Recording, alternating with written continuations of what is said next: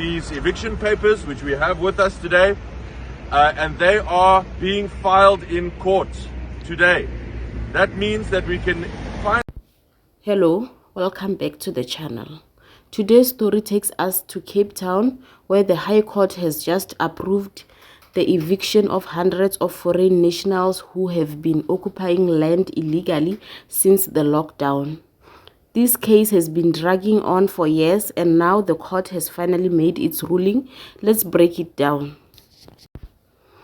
Back in 2019, you might remember when groups of refugees, mostly from Democratic Republic of Congo and other countries, camped outside the UN offices in Cape Town. They were demanding relocation to Europe or Canada, claiming they faced xenophobic attacks here in South Africa. When their protest at Green Market Square and later at the Central Methodist Church was shut down, government moved them to 2 temporary shelters during the hard lockdown: Wingfield in Maitland and Paint City in Belleville. Now fast forward to 2025 and about 360 people are still living there, but here's the catch: they are not there legally. According to the City of Cape Town, Home Affairs and Public Works, these individuals have refused every offer to either reintegrate into South African communities or return home with assistance. Instead, they've continued demanding relocation to first world countries. The High Court has now stepped in and given the green light for eviction notices to be served. The sheriff will soon move in to enforce this order. The city argues that these sites were meant for public use, not to house unlawful occupants indefinitely. Mayor Gideon Hill Lewis even said the conditions had become undignified for everyone, both the occupants and the public, pointing to crime, waste, and safety issues. But what makes this case tricky is the fact that many of these occupants are families. Reports say they've been trying to sustain themselves economically while staying in these camps, yet the government insists their stay is unlawful and has run its course. At Wingfield, there are about 160 people still living there, while at Paint City in Belleville, about 200 remain.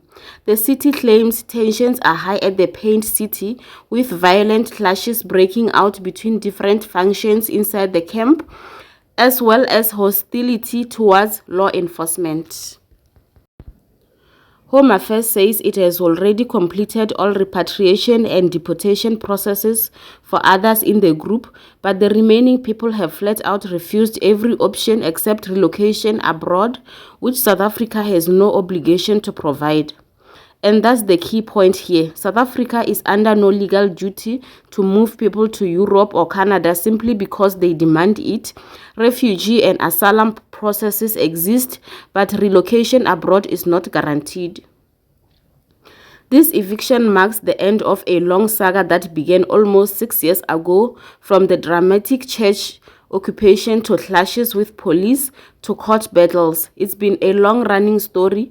Now the High Court ruling clears the way to finally shut down these temporary camps. So here's the bigger question for us South Africans. Should government have done more to integrate these families, or is it fair to finally put an end to what has essentially become an unlawful occupation?